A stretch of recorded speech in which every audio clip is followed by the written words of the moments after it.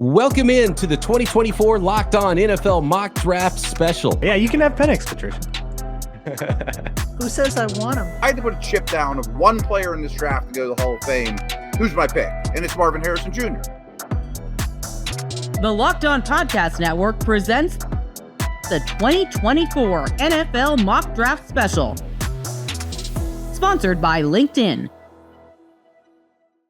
Welcome to the 2024 Locked On NFL Mock Draft Special. This is episode 3 of a 6-episode series that will take you through the entire first round of the NFL Draft with unparalleled insight from the local experts of all 32 teams here at the Locked On Podcast Network, your team every day. And don't worry if your favorite team doesn't select in the first round. We've got you covered too. Every team's top selection, whenever that may be.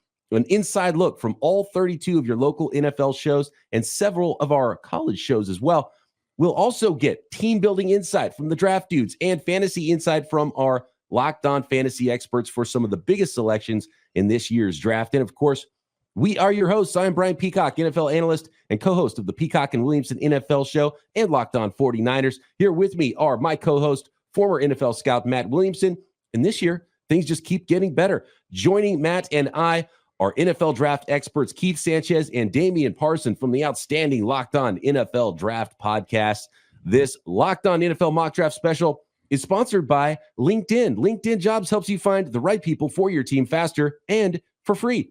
Post your job for free at linkedin.com/LockedOnNFL. Terms and conditions apply. And we are on the clock now. Alex Clancy of Locked On Cardinals getting ready to go with the 11th selection in this mock draft for the Arizona Cardinals. And you might be wondering why they're picking 11. Well, swung a trade. The Minnesota Vikings moved up in a previous episode of this mock draft to go from 11 to pick number 4 to get their quarterback of the future. And just to remind you of those picks before we get going with the first of 3 Cardinals selections now in the first round of this mock draft. No surprise at all at number 1, the Chicago Bears selecting Caleb Williams, cornerback out of USC. Washington Commanders, Jayden Daniels going QB, LSU. New England Patriots, Drake Maye, back-to-back quarterbacks with those Minnesota Vikings moving up to 4 and selecting J.J McCarthy there. Los Angeles Chargers going with Marvin Harrison Jr. with the 5th selection in this mock draft. New York Giants selecting Odunze at number 6. The Tennessee Titans coming back with Joe Alt, the first offensive lineman off the board at pick number 7. Malik Nabors, the 3rd wide receiver in this draft, going to the Atlanta Falcons at pick number 8. And the first defensive player off the board to the Chicago Bears, Dallas Turner, edge rusher out of Alabama at 9. Then Olu Fashanu, offensive tackle from Penn State, to the New York Jets, which brings us to pick number 11. And gentlemen, before we get to the Arizona Cardinals at pick number 11, going through those first 10 selections in this draft, do you think it's possible that the Chicago Bears, who are kind of running this thing with the first pick and having 2 picks in the top 10, is it possible they turn their entire franchise around with this class, getting potentially what the Houston Texans got last year with a superstar quarterback and then following it up with a dynamic edge rusher, the 2 most important positions on the football field? I saw a little reaction from you, Damian, there. Is that too lofty of a goal for the Chicago Bears in this draft? Combining what they did in free agency, I don't think so, right? Being able to get Keenan Allen from the Los Angeles Chargers, bringing in DeAndre Swift, now having Caleb Williams walk in, bringing, you already have Montez Sweat from the midseason trade last year. I think this team is vastly improved through free agency and from what they've done through the first 2 picks that they have in the 2024 NFL draft, that we could see them battling with the Packers and the Lions for not just the top of the NFC North, but a playoff berth. I don't think it's crazy. I mean, Houston had a new head coach too. I mean, it was a total makeover. I mean, from the doldrums where they were at in the Watson era and all that. But this Bears team too, I mean, kind of the underreported story was their defense was exceptional in the second half of the season, especially after the trade for Sweat. And now they've added to it. There's a lot around a young quarterback. So yes, I mean, it's going to be a franchise altering draft one way or another without question. Yeah, and I think when you can talk about the player and the skill set, right, but it's also a mentality, right? Like it's a culture change, and I think that's what we've seen happen in Houston, and I think that's going to be the questions, right? Caleb Williams stepping into Chicago, and then can Dallas Turner have that never say die type of mentality that we've known Will Anderson to have? So I think it's going to be more so which can those guys step in the building as rookies and say, you know what, we have the, we're going to become the voice of the locker room. We want to become, the kings of the North and win the NFC North. So much draft capital now for the Arizona Cardinals. You mentioned the culture change in Houston and in Chicago, and we've seen that over the last 12 months or so with the new regime with the Arizona Cardinals. Now they got 3 picks to work with in this class. What do you guys like for the Cardinals as the board fell here at pick number 11? Matt, what is the plan for the Cardinals with these 3 picks? Are you just going best player available? They have a lot of needs. That's the thing. I mean, so no matter who they take here, though, yes, they have a ton of draft capital, and they have a lot of draft capital outside of round 1, even before this trade down. So they're going to make a lot of picks. They have a lot of flexibility to trade back up if they so choose, et cetera, et cetera. Now, no one knows when you trade down who you're going to get, but I kind of looking at this with a little bit of hindsight saying, wouldn't I just rather have Marvin Harrison and just have a total superstar, you know what I mean, as opposed to a bunch of pieces? Agreed. 100% agreed, Matt. That's where I was going to go with it as well. Trading down from 4 to 11 when you already have 5 to 6 top 100 picks. You got 2 first-round picks, one in the top 5, the other one, in the top 32 as well. And like trading back and getting an extra pick, we've seen this happen. We've seen the Cleveland Browns have 3 first-round picks before and kind of blow through. We've seen other teams do that. More opportunities doesn't always mean more opportunities just for success. It means more opportunities for failure. And when you trade out, not only did you miss on Marvin Harrison, guys, you missed on Malik Nabors and Rome Odunze. And one of your biggest weaknesses is receiver. Kyler's looking at the Chargers like, well, you guys clearly care about more about Justin Herbert. You guys care about me because they gave Herbert Marvin Harrison Jr. And now we'll see what they gave Kyler Murray. I agree 100%. That's exactly where I was going with that, Damien, is that you just 3 opportunities to get it wrong, right? And sometimes we know that there's elite level players, and if you have opportunity to get it, like let's forget all the wheeling and dealing, stay put at pick 4, right, and get who you want to get. And my point is that this is kind of a weird spot, right? Unless you're going offensive line, it's like, are you completely sold on taking a cornerback? Are you willing to bump one of these wide receivers up? Do you feel comfortable with taking an interior defensive lineman? And my answer is kind of no, and no. So I'm sitting here and I'm like, hey, while I have more draft capital, I would have liked to just have Marvin Harrison Jr. Well, for the Cardinals, the key is that 2025 first-round pick because the Minnesota Vikings are a team that's going to start either Sam Darnold for some or all of the season or a rookie quarterback. That might be a pretty high pick. So maybe you get your Marvin Harrison Jr. in the 2025 class. I don't know. So that's a big key to me. You guys are the draft experts. Who are you looking at next season? Is that? I mean, that's year 3 though already of the rebuild. I mean, pretty soon you got to start winning games. You know what I mean? Yeah. Are you gonna be packing your boxes? All right. Let's find out what Alex Clancy's going to do here with the first of his 3 first-round selections in this draft, and then we'll wait a year to find out what he does next year in the 2025 mock draft special with potentially a high pick from the Minnesota Vikings. Alex Clancy, ready to go with the 11th selection in the 2024 Locked On NFL mock draft special. After trading back with the Minnesota Vikings to acquire the number 11 and number 23 picks in the 2024 draft, and a first-round pick in 2025. With the 11th pick, the Arizona Cardinals select Quinyon Mitchell, cornerback, Toledo. Long have been the days that the Arizona Cardinals have been without a bona fide cornerback 1. 2015 Patrick Peterson was almost a decade ago. And while the former regime pretty much punted on building talent in the cornerback room, Monty Osborne and Jonathan Gannon know where they need their talent dispersed. And the Cardinals may have taken the best corner in the draft, dropping to 11 because of the quarterback-heavy front of this draft. The Cardinals have found an absolute gem who is poised to lead the cornerback room into actual relevancy, infusing talent, youth, and probably the best corner in the 2024 NFL draft.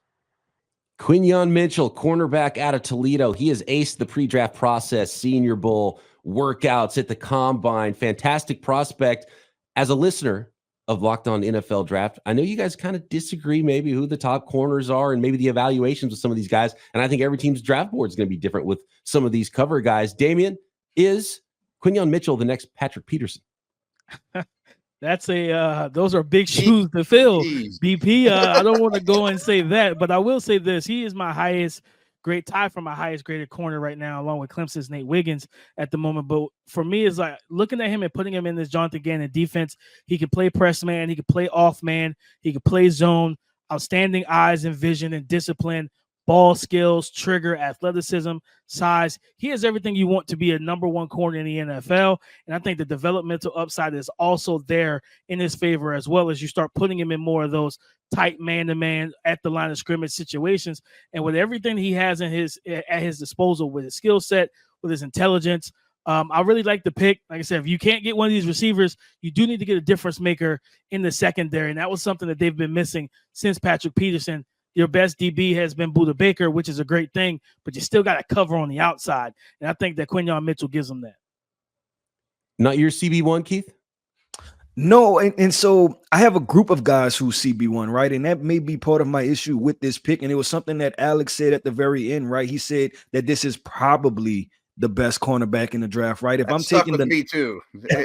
Patrick Peterson wasn't probably the best corner in the draft. Right. Yep. Right. And if I'm moving off of Marvin Harrison Jr., who I know for sure can step in, right, and be one of the best wide receivers in the NFL, if I'm going to take a cornerback and he's the first corner off the board, I don't want to feel probably. I want to know for sure that this guy's the best cornerback in the draft. So not an issue necessarily with the player like Quinyon Mitchell for every reason that DP just outlined, but maybe potentially I would want to potentially trade back even more if I can get more draft capital. And then there's a group of guys that I feel like can probably, I guess, come up with the same results that a Quinyon Mitchell could come up with.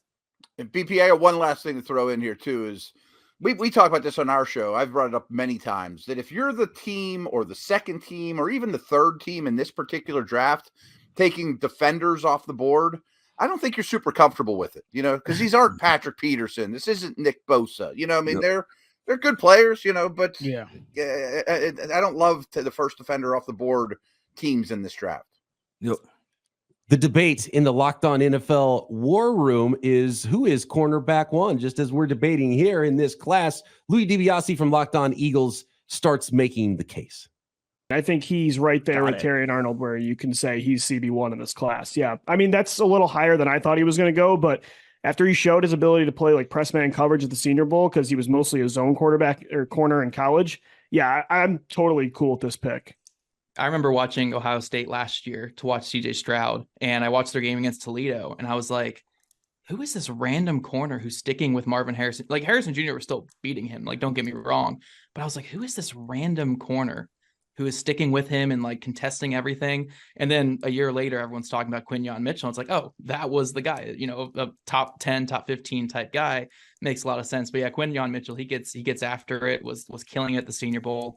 Tested out of this world. I mean, he's just been killing this pre-draft process. Really, really good player. Not some random corner out of Toledo. Put some respect on his name. First round cornerback, the first off the board, Quinyon Mitchell. Cornerback going now to the Arizona Cardinals at 11. That brings us to the Denver Broncos at pick 12, guys. And is this where we see the fifth quarterback off the board? Is it too early for Bo Nix? Is it too early for Michael Penix? Guys, Keith, where are you guys at on the next group of quarterbacks in this class? And if not a quarterback, what direction do the Broncos go here as well? Yeah, if you look at value and we're talking about big boards, right, then the next set of quarterbacks probably wouldn't come off for me until the 20s, right, somewhere in that range. But if you look at the Denver Broncos as currently constructed, they have to go quarterback in this situation, right? They were not extremely active in free agency. You got rid of Russell Wilson. Sean Payton is there. The wide receiver core is completely obliterated from when Sean Payton stepped in, and this offense just simply needs a direction. So I think they have to go quarterback now. Whether they go Michael Penix Jr. or they go Bo Nix. It has to be somebody that Sean Payton is completely confident in. And one thing we know with those NFL coaches, right, is that if they deem themselves as guys that can develop, the Drew Brees, and I had, a couple decent years with Jameis Winston, I feel like he looks at either one of these quarterbacks and say, hey, I can get this out of that quarterback and develop him into a really good football player. Bo Nix, Matt, is it too early? Are you forcing it if you're putting a quarterback here just because you have the big need? You can move around. You can move down here. You can move up later. You don't have to force the quarterback if you don't believe in him. I do like the fit, though, potentially with Bo Nix, maybe even more than Penix, just for Sean Payton's offense. For Payton, I do too. But I'll be honest. I mean, I lump these next two teams together all the time. Denver and Vegas. They're both in Mahomes' division. They're both in quarterback no man's land. I think they both could be in contention for the first overall pick next year. I mean, like, I would not want to be the GM of either one of these teams right now. They have needs galore, and I think they might do something what I think is foolish or stupid and overdraft a quarterback in some way, shape, or form. It's not for me throwing them into this situation. Before we crush the Broncos too hard, let's find out what the actual pick is here from Locked On Broncos. Sarah Bettinger ready to go with the pick at number 12 in the 2024 Locked On NFL Mock Draft Special. With the 12th pick in the Locked On NFL Mock Draft, the Denver Broncos select Brock Bowers, tight end from Georgia. Now, why would the Broncos pick a tight end in the first round of the 2024 NFL Draft without a franchise quarterback in place? Well, obviously, in this mock draft, the quarterbacks flew off the board early. And while there is a chance that Sean Payton and George Paton, the brain trust in Denver, could end up falling in love with somebody like Bo Nix of Oregon, you got to take the best player available here and potentially try and get yourself that quarterback a little bit later on. Now, the Broncos are in a tricky position. They don't have a second round pick. So in an ideal world, maybe they could take a Brock Bowers here and trade up for Bo Nix at the end of the first round of this draft. And that's not entirely impossible. But what are you getting here? You obviously need weapons for your quarterback no matter when and where you get him, right? So you need to have a tight end. As George Paton said at the NFL Combine, the Broncos need a tight end that can work over the middle of the field, and Brock Bowers can do a lot more than that. This is a guy that could take on a high volume of targets. He can win after the catch. He can win at the catch point. He can win in the red zone. He's very crafty in the open field. The Broncos just need playmakers offensively. And if the Broncos are really as confident in Jarrett Stidham as they're making it seem, this guy will help the offense get to another level this coming season. So pass on the quarterback here. It's tough. It's a tough pill to swallow, but Brock Bowers out of Georgia, he's the right type of player if you're going to do that in this scenario. See, we got some smart folks here on the Locked On Podcast Network. They're not going to force the quarterback going BPA. Fantastic fit, right, Matt, for Sean Payton's offense with the tight end out of Georgia, Brock Bowers. Yeah, I like this approach a lot, and I haven't seen Bowers linked to Denver, but I like it quite a bit. I wouldn't have crushed them if they went corner, if they went any O-line. I mean, those are premium positions for a team that needs everything. And like the Raiders, I'd much rather these guys be the Will Levis situation, like end the beginning of round two, maybe trade up and get Penix or Nix if they're still there. Be patient. Those guys aren't, franchise changers enough for me to do that. But kind of as you mentioned, I mean, Payton will scheme the heck out of Bowers. That works. That works for me. He's not the most impressive height, weight, speed individual out there, Keith. Can you paint the picture of what kind of prospect Brock Bowers is and why everyone loves him so much? Yeah, I absolutely love Brock Bowers as a prospect. All of the George Kittle comps, I'm right there for it. I think this guy, with the right volume, be a top 5 tight end in the NFL. You're talking about run after the catch ability, the ability to adjust the football. If you want to know who Brock Bowers is, just cut on the Auburn film. The guy pancaked one of the defenders. He had 2 one-handed catches, run after catch ability. I think he's a special prospect. Honestly, I like him a whole lot. Now, this is the thing, right? And this is where the Denver Broncos placed themselves, is that we're still wondering what are they going to do at the quarterback position. And it's unfortunate. And Maye, you talked about the second round, right? They don't have a second round pick. So the question is, will Spencer Rattler or one of these guys be there in the third round for you to snatch up? So it's not so much about the prospect. I love the prospect, but I'm still looking at the Denver Broncos. And Matt, I'm right there with you that this could be a team picking in the top 3 next year because of how many holes they have in the quarterback position not being solved. They may have been the team that needed to trade back so they could get a second round pick. You know what I mean? Right. Like, just it's such a tough situation. Keith, we always talk about it on the Locked On NFL Draft. It's like preparing your team to draft a quarterback. So I'm glad they didn't take one because I don't think they're ready for one right now. And I don't want to put a rookie quarterback who 9 times out of 10, if you really make it an open competition, beats out a Jarrett Stidham in camp to where you're like, what's the phrase? If it's close, you go with the rookie. Like, that's typically what happens. If you're in camp and you're looking at Jarrett Stidham versus a rookie QB, and the rookie QB is right on nipping at his heels, you're going to go with the rookie QB 9 times out of 10. But this team is nowhere near prepared to battle with Mahomes or anyone in the AFC at the top to really make a berth for the playoffs right now. So getting Brock Bowers, a guy like Matt said, that Sean Payton can scheme up. I view him I don't view him as a traditional tight end at 6'3", 230. I view him more as a power slot. You detach him from the line, and you just give him those volumes. If you're going to run block him, pull him off the line of scrimmage, let him be that slice blocker on all the split flow action, stuff like that. I don't want him a lot of man-to-man blocking, but his pass-catching prowess is going to make whoever's at quarterback easy with the way that Sean Payton can scheme things up. The nest being built for the future quarterback, whenever that may come for those Denver Broncos. Some past Sean Payton trauma coming back to bite and maybe some past ghosts for Locked On Saints host Ross Jackson with this pick. Let's check in on the Locked On NFL War Room. That is such a Sean Payton pick. This is first round Adam Troutman without having to trade away your entire day 3 to the Minnesota Vikings. I forgot all about that. That trade is why the Vikings have like an insane free agency this year, because they lost like 30 players because all those rookie deals finally expired. Yeah.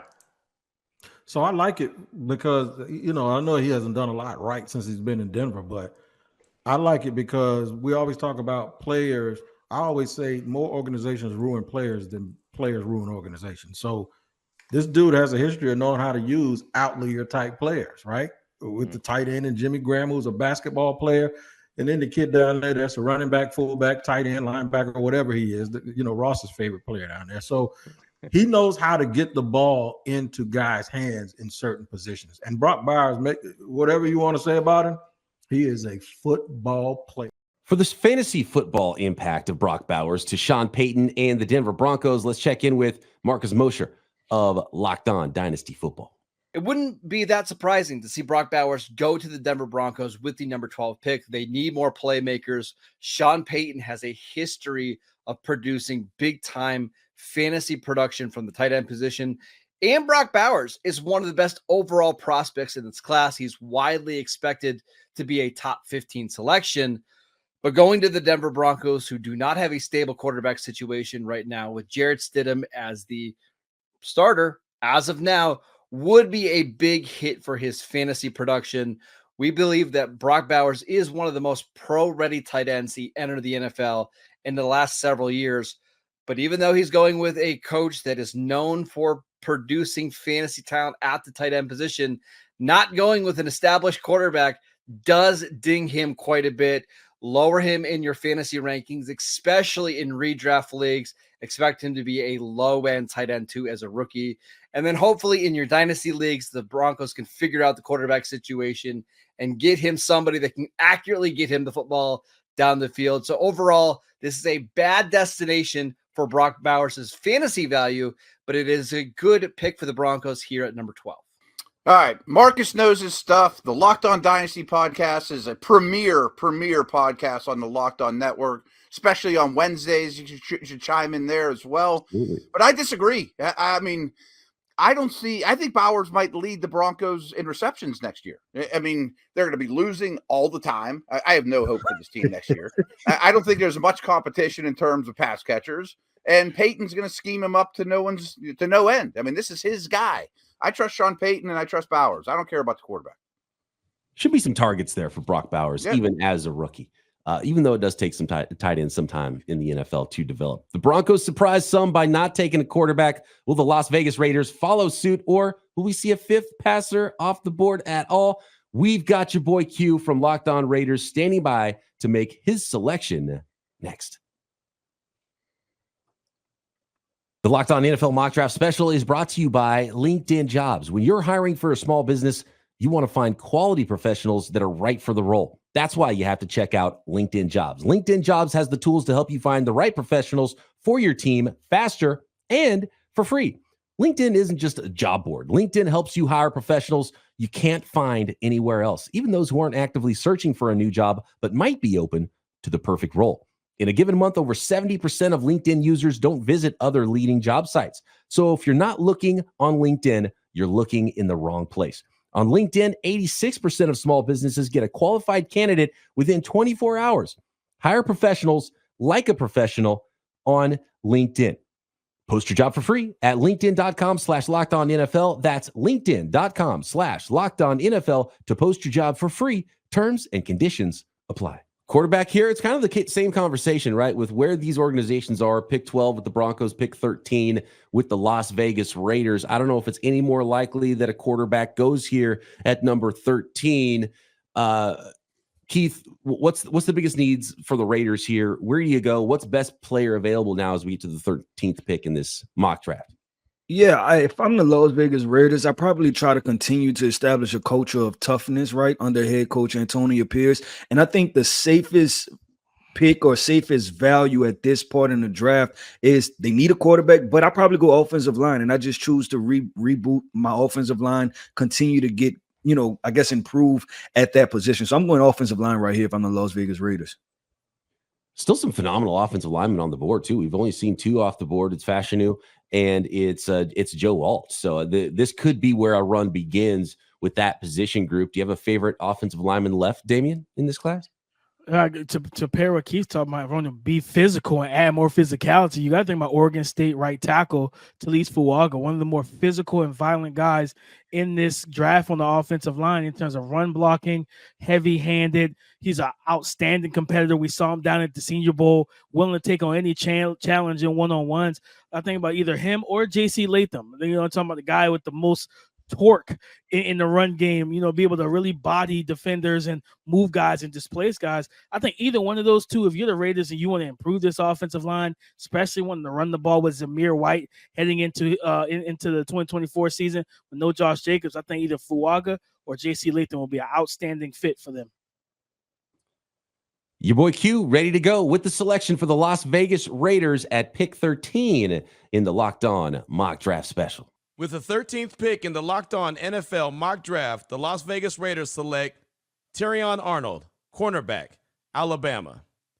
Now, I went with Terrion Arnold from Alabama at the number 13th overall pick after multiple efforts to get up to the number 2 spot for the Raiders to select their quarterback of the future in Jayden Daniels, but it was a no-go when it came to the Washington Commanders and the Raiders coming to an agreement. So I thought, why not go ahead the way that the mock draft is shaken out and go get an alpha dog at the secondary position. The Raiders had a really good defense in 2023. Head coach Antonio Pierce has talked about multiple times how he needs that alpha dog across from Jack Jones and Nate Hobbs, a couple members of the Raiders secondary that they have right now. You get Terrion Arnold, a guy with all the confidence in the world, a guy with a lot of ball production. All of a sudden you have a very stingy secondary to go with that defensive line led by Christian Wilkins, Max Crosby, and last year's number 1 overall pick, 7th overall pick in the first round, Tyree Wilson. So the Raiders get an alpha dog in their secondary with cornerback Terrion Arnold out of Alabama.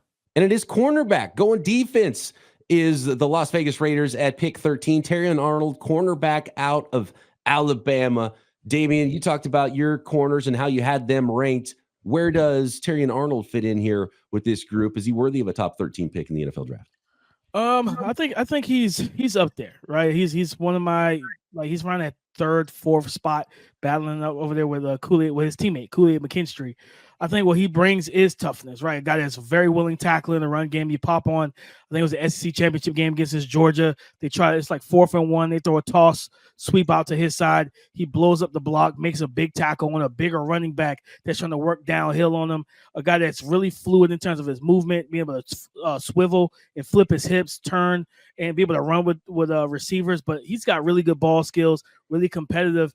And for a guy who's played safety and corner, you could throw him into the nickel. You could do a lot of different things with him in terms of coverage. I like the pick. I think it would be a Antonio Pierce type of pick if he's trying to add another corner to his room. And Matt, they've been trying to fix that secondary for a long time in Las Vegas. And even though it's not a big player that they drafted, still some toughness. How do you like the fit for Arnold with the Raiders? I don't have a lot of qualms with it. I mean, the back seven, particularly corner, needed addressed. And this is a team that has plenty of needs, but they did fix their defensive line, spent money there. I think the offense, as we talked about before they made the pick, is really weak on the right side of the O-line. I mean, I think DJ Fluker is penciled in as the right guard. I mean, I didn't even know he was still in the league. And, Fuaga or Latham would have been my pick, but splitting hairs, Arnold's a good fit as well. A lot of NFL fans didn't really know much about Terrion Arnold until the combine. So for more on what he brings to his new team, let's check in with Luke Robinson of Locked On Bama. Terrion Arnold. Look, there are a lot of guys to love on this Alabama team. Jalen Milroe became certainly a fan favorite at times. Obviously, Kool-Aid McKinstry, Dallas Turner, all great players. Don't get me wrong. But Terrion Arnold may be my favorite player on this team, not just for his athletic prowess, and he is super athletic. He also is still learning this position while making All-American honors. That's a big deal, and I think that's huge for an NFL team that may draft him thinking, okay, he's not a finished product. He can get a lot better, and we are the ones that can mold him the way we want to mold him. I think that's important. But he's fast enough. 4.5. He's not a blazer, but 4.5 is still very fast. But the thing you're going to love about Terrion Arnold is he's going to be a pillar of whatever community he goes to. People are going to latch to him and gravitate towards him, and he's going to be a team leader. You cannot dislike Terrion Arnold as a person, and you really can't dislike him very much as a player. High praise for Terrion Arnold from Luke Robinson there of Locked On Bama. We're halfway through this episode of the Locked On NFL Mock Draft Special. Let's hear from Kyle Krabs and Joe Marino, the draft dudes, the Locked On NFL Scouting Podcast, for their analysis through 13 picks. Joe, we have a mini corner run starting here just outside the top 10 with Quinyon Mitchell and Terrion Arnold of 2 of the last 3 picks. How do you feel that value lines up for those players relative to what we saw go off inside the top 10? I think the value is fine. I thought Quinyon Mitchell had a chance to be the first defensive player off the board. I think the range for him is fine. And I also think that Terrion Arnold going number 13 to the Raiders makes a lot of sense to me as well. It's just a matter of, did those teams maximize their opportunities with these draft selections, where I always find myself being nervous about the trenches. And I feel like both of those teams had opportunities, whether it was Arizona and the defensive line or Vegas and their offensive line, where that right side just makes me all kinds of concerned.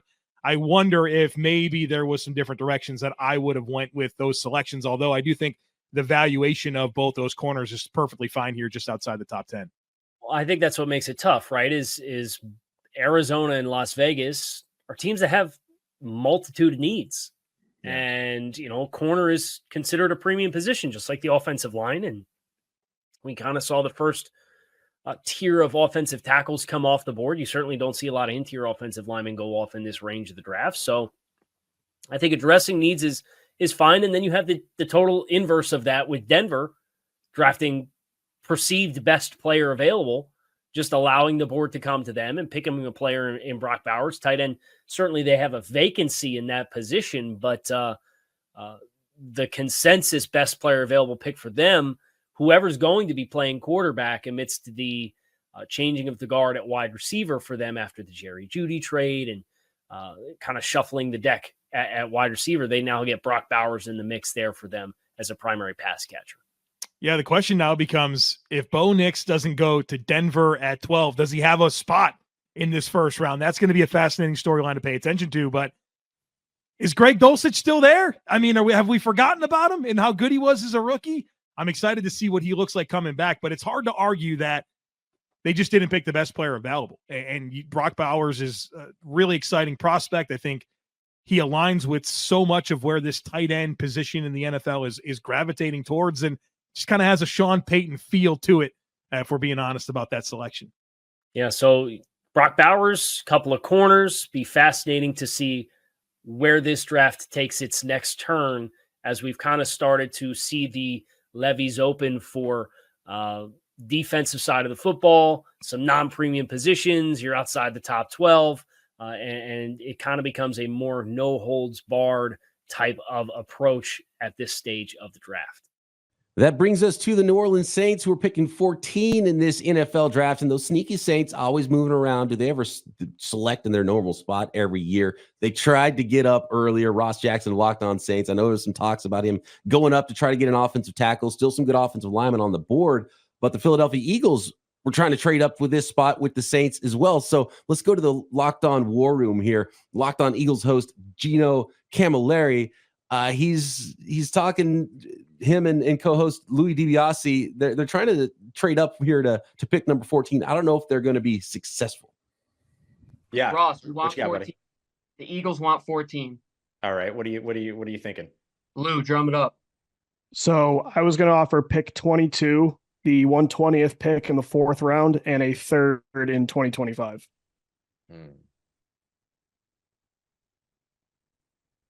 We consult my trade charts. I'm feeling like that's going to come in a little low. You said 22. Throw in a 5th as well if you'd like.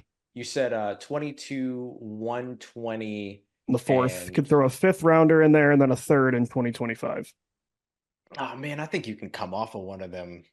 I think you can come off of 22 and 53, can't you? You know what your general manager gave up for Trevor Penning, right? I know what my general. I know what Mickey Loomis gave up.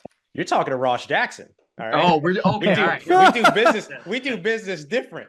Gino, I don't know about you, but I don't think I want to move 53. No. Yeah, I think I'm good. Love that insight. Ross the boss. He's not playing around. You know, you got to come off 53. I like that. Do you guys think the Saints should move down here? Not exactly what they do.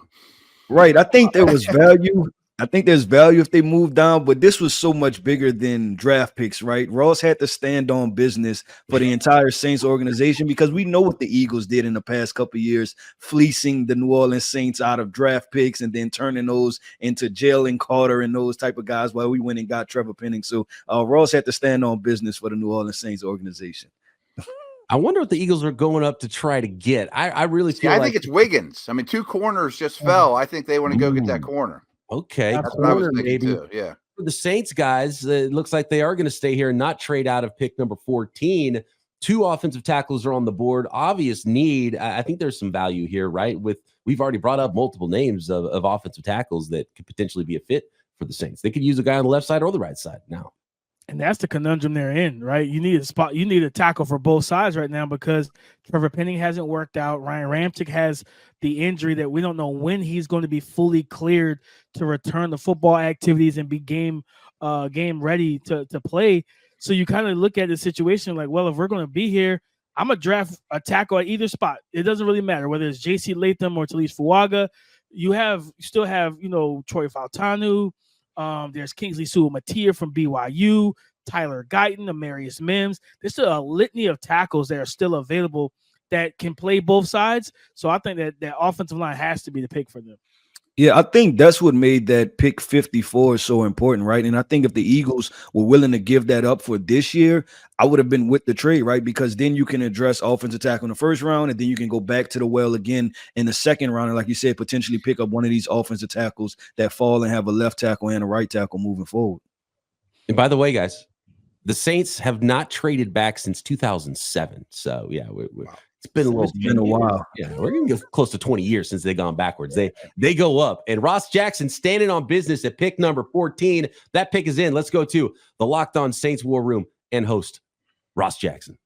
With the 14th selection in the 2024 Locked On NFL Mock Draft, the New Orleans Saints select Troy Fautanu, offensive lineman out of Washington. This guy was a target for me coming into the draft. He's got tackle guard versatility, but with those 34.5-inch arms, should quiet a lot of the concerns about him being able to play tackle at the next level. 6'3", though, maybe doesn't necessarily fit there for you, but the thing that I really like about Fautanu is that you have the choices, right? The New Orleans Saints, they went in, they drafted Trevor Penning a couple years ago. The experiment has not worked out thus far. And so finding somebody that's got that guard tackle versatility when you have another guy that is starter quality and James Hurst already on the roster with that tackle guard versatility as well, just gives you a lot of options. And the other thing that I love about Fautanu is that he is the epitome of what the New Orleans Saints offensive line wants to be going into 2024 with their new wide zone offensive system. He's athletic. He's explosive. He's got the long arms. He checks a lot of the boxes. And in my opinion, he was a top 15 player coming into this draft because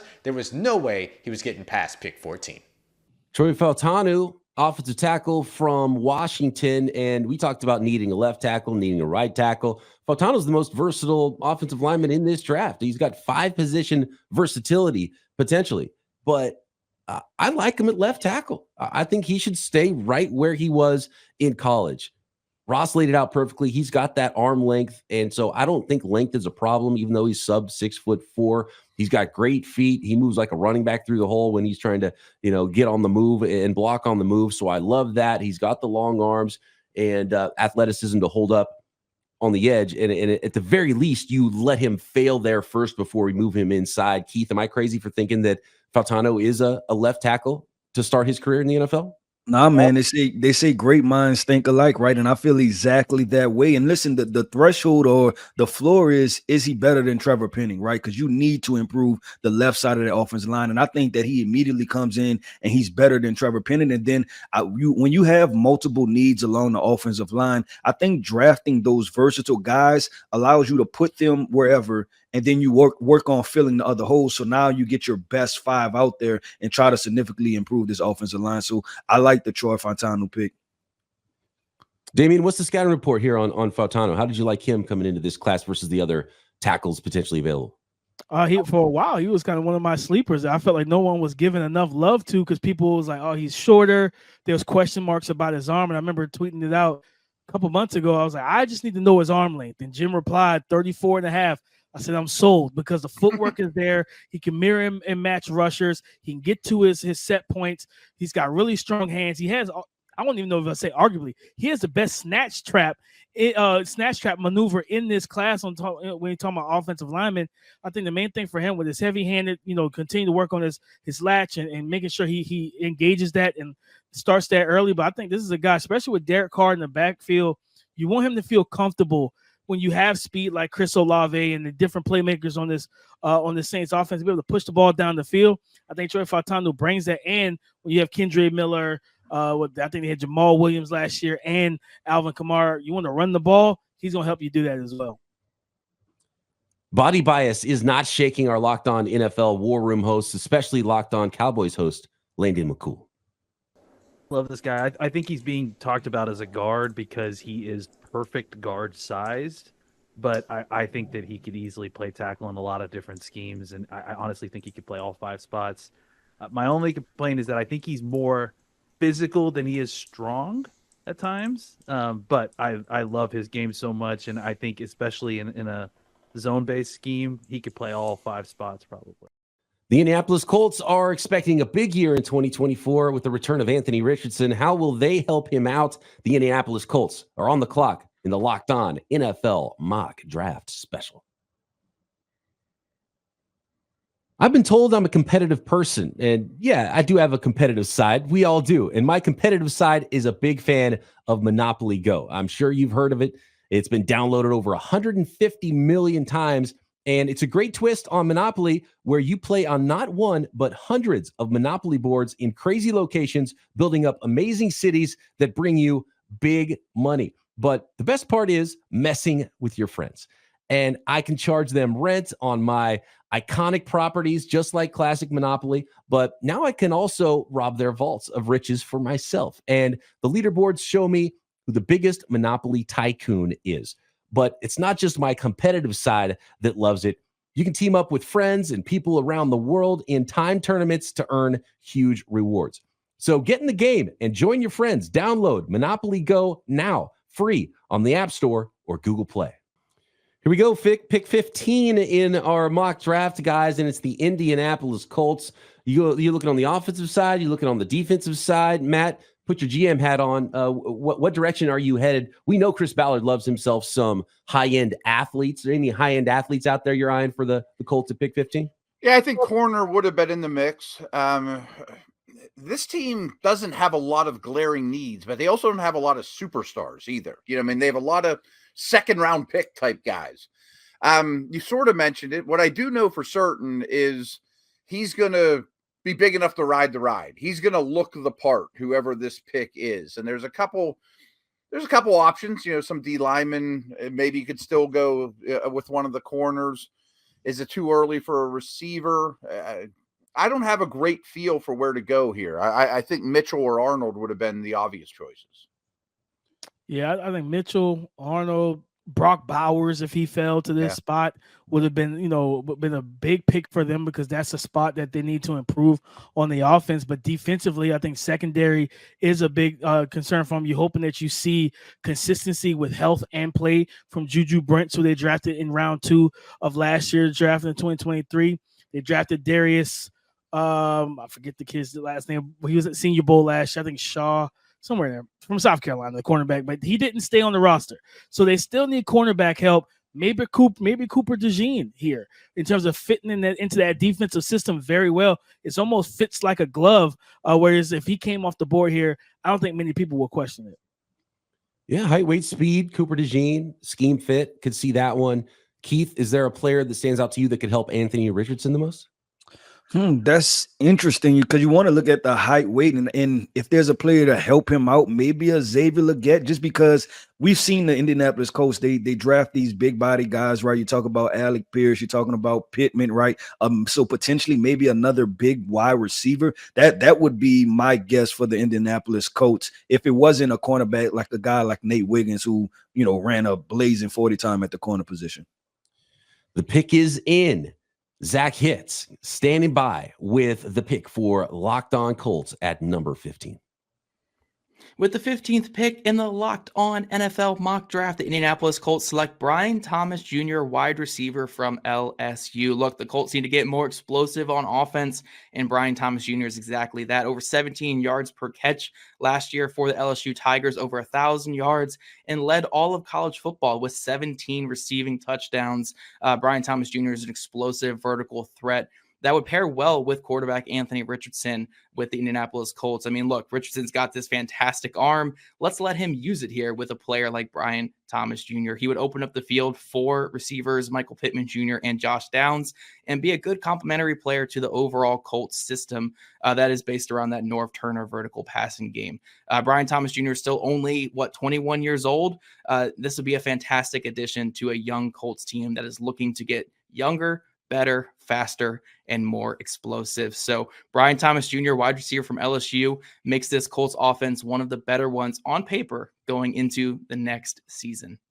So Zach Hicks of Locked On Colts going with Brian Thomas Jr. You're onto something there, Keith, with a linear downfield speedy receiver going Brian Thomas Jr. out of LSU. By the way, Zach, love the Descendants hoodie. With that pick, one of my favorite bands from back in the day. Keith, what do you think? That LSU program. You were at the pro day, 4.3 speed, 6'3". What's not to like about Brian Thomas Jr.? Surprising pick.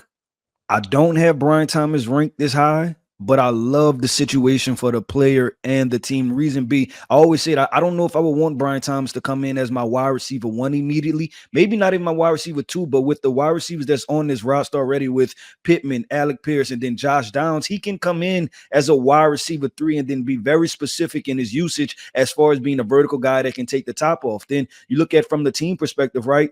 All of their wide receivers are at least 6'3", minus Josh Downs. But then you're talking about a Mo Alley Cox who's 6'5". Then you're talking about our guy that Jelani Woods, 6'7", tight end. So we talked about Anthony Richardson with potential accuracy issues, right? And how do you kind of negate for that? You get these wide receivers who are big body pass catchers, have wide catch radius, and then if he misses high, you have 6'3" wide receivers. So I've never seen Brian Thomas Jr. mock to the Colts. But I actually like it. I actually like it a whole lot. And then listening to Zach as he explained it, I think it makes sense.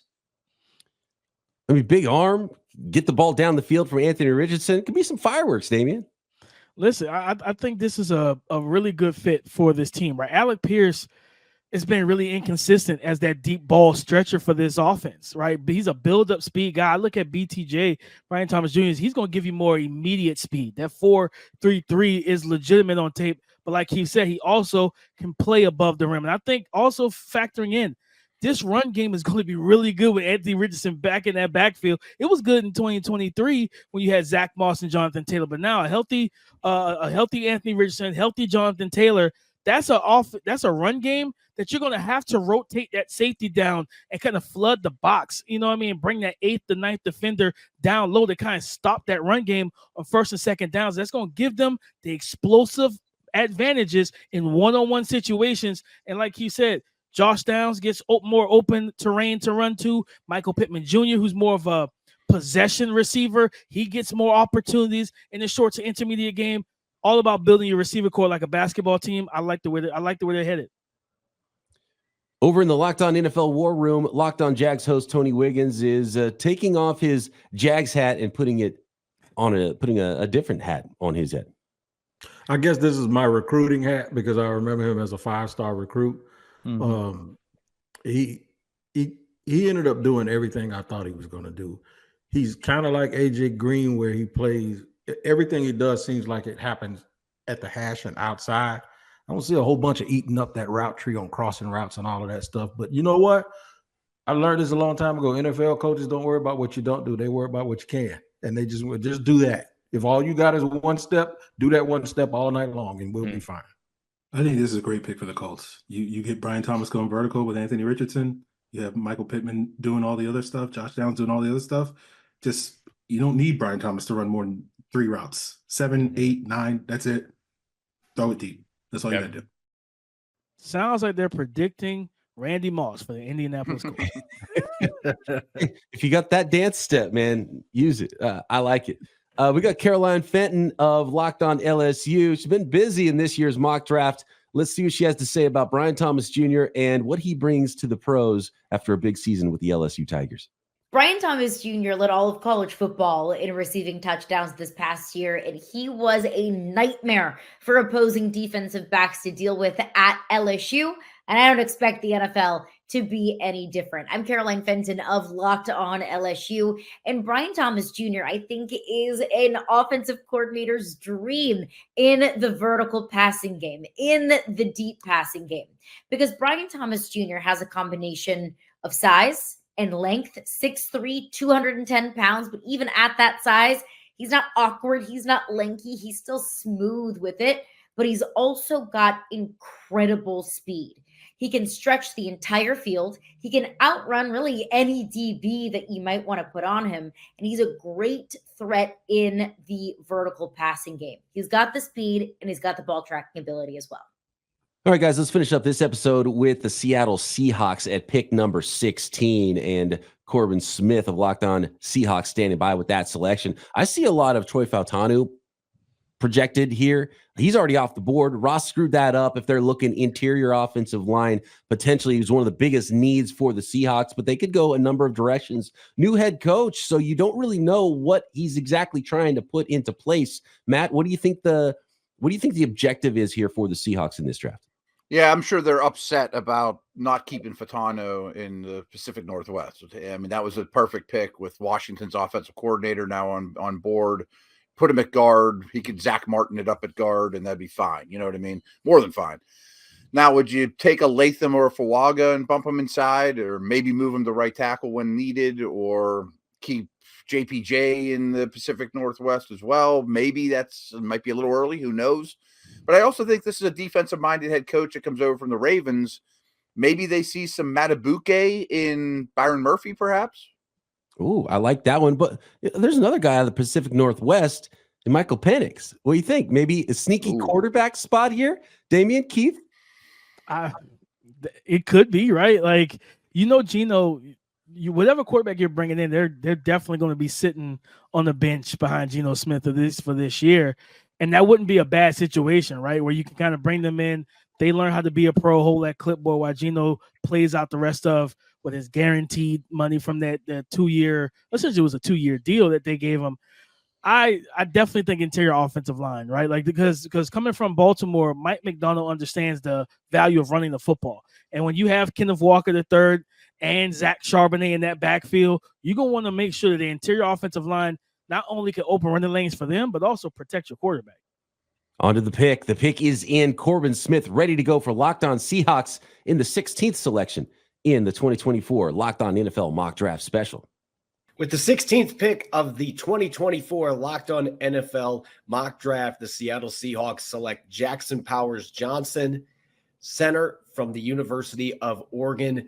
Jackson Powers Johnson only was a one-year starter for the Ducks, but he was utterly dominant both as a pass protector and a run blocker last season in Pac-12 play. Didn't give up a single quarterback pressure, according to Pro Football Focus. He's got great athleticism and also packs a mean punch off the line of scrimmage, making him an ideal fit for an NFL offense that's going to be running both zone and gap concepts. He has started games at guard as well as center, making him a flexible piece that could be a day one starter at either position, considering that the Seahawks lost both of their starting guards during free agency, including Damian Lewis going to the Panthers. They've got gaping holes on both sides of their center, who is likely to be a first-time starter as well in Olu Fashanu. They need a veteran presence most likely, but they also need an infusion of talent, and Powers Johnson has the charisma, attitude, and talent that this team desperately needs in the middle. Should be a day one starter,